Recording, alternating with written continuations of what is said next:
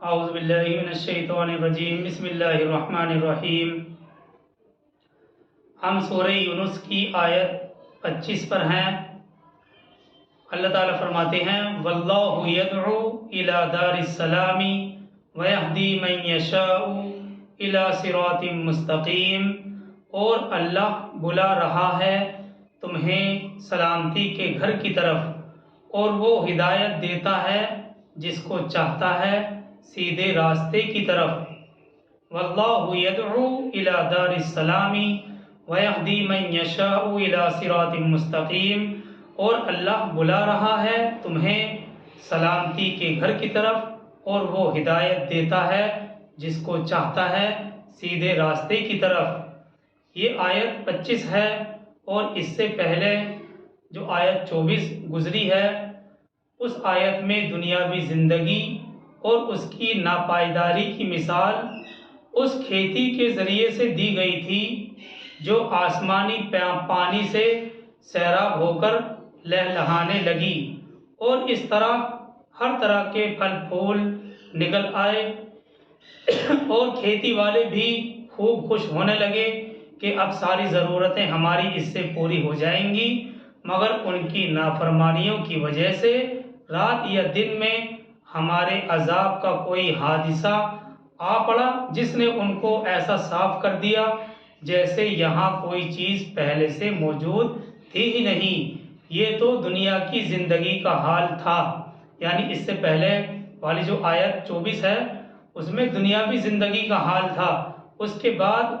اب آخرت کا حال بیان کیا جا رہا ہے۔ سورہ یونس آیت 25، واللہ یدعو الی دار السلام ویہدی من یشاء الی صراط مستقیم، اور اللہ بلا رہا ہے تمہیں سلامتی کے گھر کی طرف، اور وہ ہدایت دیتا ہے جس کو چاہتا ہے سیدھے راستے کی طرف۔ یعنی اللہ سبحانہ و تعالی انسان کو دار السلام کی طرف دعوت دیتا ہے، یعنی ایسے گھر کی طرف جس میں ہر طرح کی سلامتی ہی سلامتی ہے، جس میں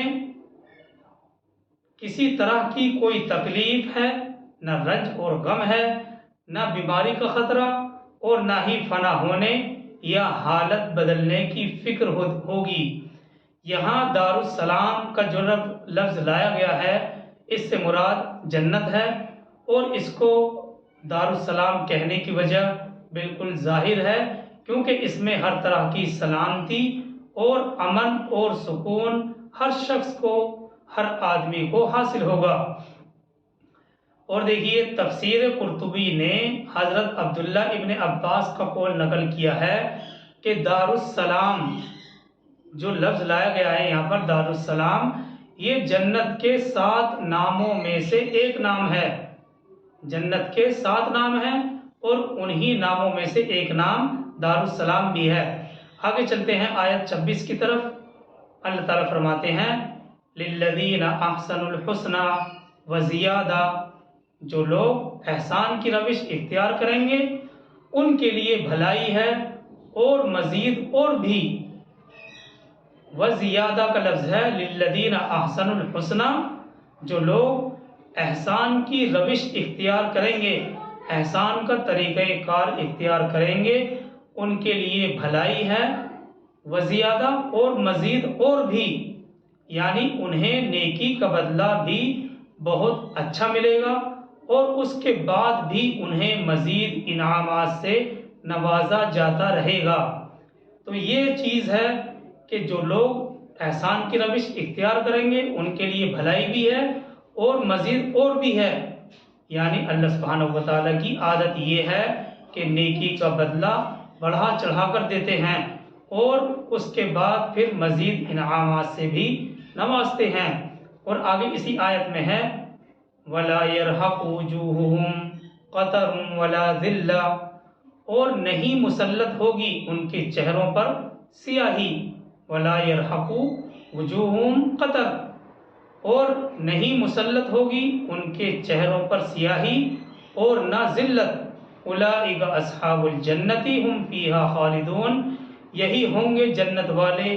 اور رہیں گے اس میں، یعنی جنت میں ہمیشہ ہمیش۔ یہی ہوں گے جنت والے اور جنت میں ہمیشہ ہمیشہ رہیں گے۔ قرطبی نے حضرت انس کی روایت سے نقل کیا ہے کہ رسول اللہ صلی اللہ علیہ وسلم نے اس آیت کی تفسیر خود فرمائی ہے۔ تفسیر قرطبی نے حضرت انس کی روایت سے نقل کیا ہے کہ حضور صلی اللہ علیہ وسلم نے اس آیت کی تفسیر خود فرمائی ہے، اور وہ کیا ہے؟ وہ یہ ہے کہ اس جگہ بدلے سے مراد جنت ہے، اور زیادتی کا جو لفظ لایا گیا ہے اس سے مراد اللہ کی زیارت ہے جو اہل جنت کو حاصل ہوگی۔ جو بدلے کا لفظ ہے اس سے مراد جنت، اور زیادتی کا جو لفظ ہے وزیادہ، اور زیادتی کے لفظ سے مراد اللہ کی زیارت ہے جو اہل جنت کو حاصل ہوگی۔ جنت کی اتنی حقیقت اور جنت کا اتنا تصور، اتنے تصور سے تو ہر مسلمان واقف ہے کہ وہ ایسی راحتوں اور نعمتوں کا مرکز ہے جن کو انسان اس وقت تصور میں نہیں لا سکتا، اور اللہ سبحانہ و تعالیٰ کی جو زیارت ہے ان تمام نعمتوں سے بڑی ہوئی ہے، ان تمام انعامات سے بڑی ہوئی ہے۔ اسی لیے تو کہتے ہیں کہ اللہ سبحانہ و تعالیٰ نے حدیث قدسی میں فرمایا کہ جنت میں اہل جنت کے لیے ایسی ایسی نعمتیں تیار کی ہوئی ہیں، نہ تو کسی آنکھ نے دیکھا ہے، نہ کسی کان نے سنا ہے، اور نہ کسی کے دل میں اس کا خیال گزرا ہے۔ تو بہرحال لیکن اتنی حقیقت سے تو ہر مسلمان واقف ہے کہ اس کے اندر یعنی جنت میں ایسی راحتیں اور نعمتیں ہیں جس کا انسان اس وقت تصور نہیں کر سکتا، اور اللہ سبحانہ و تعالیٰ کی زیارت ہے، اللہ سبحانہ و تعالیٰ کا جو دیکھنا ہے ان تمام نعمتوں سے بڑا ہوا ہے۔ اور اس کی تائید صحیح مسلم کی حضرت صہیب رضی اللہ تعالیٰ عنہ کی روایت سے بھی ہوتی ہے۔ صحیح مسلم میں حضرت صہیب رضی اللہ تعالیٰ عنہ کی روایت سے منقول ہے کہ حضرت صلی اللہ علیہ وسلم نے ارشاد فرمایا، جب اہل جنت میں داخل ہو چکیں گے تو اللہ سبحانہ و تعالیٰ حق تعالی شانہ ان سے خطاب فرمائیں گے، کیا تمہیں کسی اور چیز کی ضرورت ہے؟ اگر ہو تو بتاؤ، ہم اس کو بھی پورا کریں گے۔ اہل جنت جواب دیں گے کہ آپ نے ہمارے چہرے روشن کیے، ہمیں جنت میں داخل فرمایا، جہنم سے نجات دی، اس سے زیادہ اور کیا چیز کی طلب ہو سکتی ہے؟ اس وقت درمیان سے حجاب اٹھا لیا جائے گا، جو پردہ ہے اس وقت اٹھا لیا جائے گا، اور سب اہل جنت اللہ سبحانہ و تعالیٰ کی زیارت کریں گے۔ تو اس وضاحت سے یہ معلوم ہوا کہ جنت کی ساری نعمتوں سے بڑھ کر یہ نعمت ہے جس کی طرف اہل جنت کا بھی دھیان نہیں جائے گا۔ تو بہرحال اس کی تائید یہ صحیح مسلم کی روایت جو حضرت صہیب رضی اللہ تعالیٰ عنہ کی روایت ہے اس سے بھی ہوتی ہے کہ حضور صلی اللہ علیہ وسلم نے فرمایا، جب اہل جنت میں داخل ہو جائیں گے تو حق تعالی شانہ ان سے خطاب فرمائیں گے، کیا تمہیں کسی اور چیز کی ضرورت ہے؟ اگر ضرورت ہو تو بتاؤ، ہم اس کو بھی پورا کریں گے۔ اہل جنت جواب دیں گے کہ آپ نے ہمارے چہرے روشن کیے، ہمیں جنت میں داخل فرمایا، جہنم سے نجات دی، اس سے زیادہ اور کیا چیز طلب کریں؟ اس وقت درمیان سے حجاب اور پردہ اٹھا لیا جائے گا، اور سب اہل جنت حق تعالی شانہ کی زیارت کریں گے۔ تو بہرحال اس سے معلوم ہوا کہ جنت کی ساری نعمتیں ایک طرف اور اللہ سبحانہ و تعالیٰ کا دیدار ایک طرف، جنت کی ساری نعمتوں سے بڑھ کر یہ نعمت ہے، اور اس کی طرف اہل جنت کا دھیان نہیں جائے گا۔ اور پھر انہی اہل جنت کی یہ حالت بیان فرمائی کہ نہ تو ان کے چہروں پر کبھی کدورت اور غم کا اثر ہوگا، اور نہ ذلت کا اثر ہوگا، جو دنیا میں ہر شخص کو کبھی نہ کبھی کسی نہ کسی طریقے سے پیش آ ہی جاتا ہے۔ اور آخرت میں اہل جہنم کو یہ سب چیزیں پیش آئیں گی، یعنی ان کے چہروں پر کدورت اور غم چھایا ہوا ہوگا، ذلت ان کے اوپر چھائی ہوئی ہوگی۔ لیکن اہل جنت کا جو معاملہ ہے اس کے برعکس ہے، اہل جنت کے چہروں پر نہ تو ذلت ہوگی، نہ غم کے آثار ان کے چہروں سے نمایاں ہوں گے، اور نہ دنیاوی ذلت اور نہ ذلت کا اثر ان کے چہروں پر ہوگا، جو دنیا میں ہر شخص کو کبھی نہ کبھی کسی نہ کسی طرح سے پیش آ ہی جاتا ہے۔ یہ تو اہل جنت کا حال ہے۔ اب اگلی آیت میں اہل جہنم کا تذکرہ ہے، اور یہ بات کئی بار بیان کی جا چکی ہے، کئی بار آ چکی ہے کہ جب اللہ سبحانہ و تعالیٰ اہل جنت کا تذکرہ فرماتے ہیں تو اہل جہنم کا بھی ساتھ میں تذکرہ کر دیتے ہیں، تاکہ دونوں کے درمیان فرق واضح طور پر نمایاں ہو جائے۔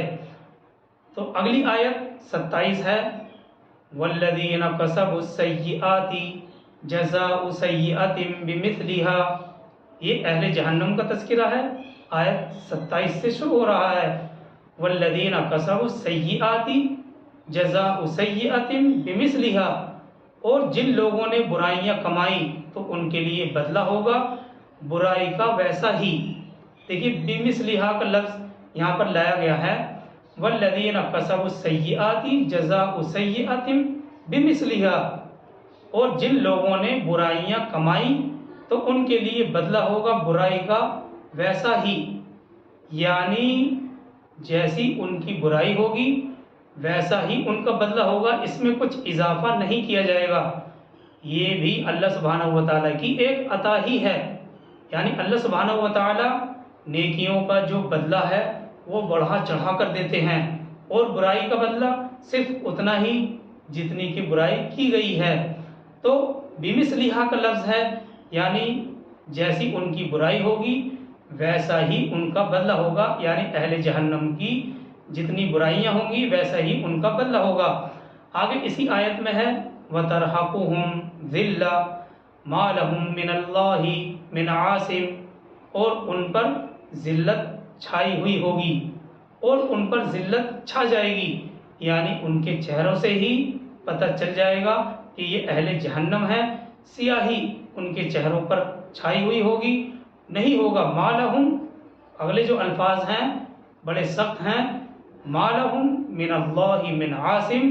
نہیں ہوگا انہیں اللہ کی پکڑ سے کوئی بھی بچانے والا، کَأَنَّمَا أُغْشِيَتْ وُجُوهُهُمْ قِطَعًا مِّنَ اللَّيْلِ مُظْلِمًا، گویا ان کے چہروں پر تاریخ رات کے ٹکڑے اڑا دیے گئے ہوں، أُولَٰئِكَ أَصْحَابُ النَّارِ هُمْ فِيهَا خَالِدُونَ، یہی لوگ ہیں، یہی لوگ ہوں گے جہنمی، یہ رہیں گے اس میں ہمیشہ ہمیش۔ بہرحال یہ اہل جہنم کا تذکرہ ہے۔ اگلی آیت 28 ہے، وَيَوْمَ نَحْشُرُهُمْ جَمِيعًا ثُمَّ نَقُولُ لِلَّذِينَ أَشْرَكُوا مَكَانَكُمْ أَنْتُمْ وَشُرَكَاؤُكُمْ، اور جس دن ہم ان سب کو جمع کریں گے پھر ہم کہیں گے ان لوگوں سے جنہوں نے شرک کیا تھا کہ کھڑے رہو اپنی جگہ پر، کھڑے رہو اپنی جگہ پر تم بھی اور تمہارے شریک بھی۔ وَيَوْمَ نَحْشُرُهُمْ جَمِيعًا ثُمَّ نَقُولُ لِلَّذِينَ أَشْرَكُوا مَكَانَكُمْ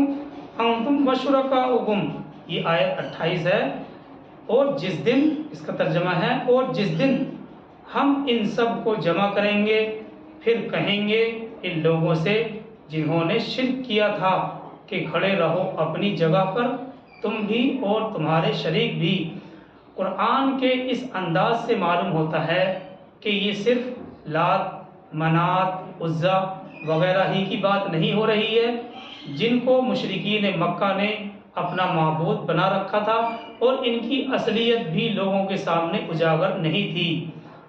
تو بہرحال یہاں اس قرآن کے انداز بیان سے معلوم ہوتا ہے کہ یہاں صرف لات، منات، عزا وغیرہ ہی کی بات نہیں ہو رہی ہے،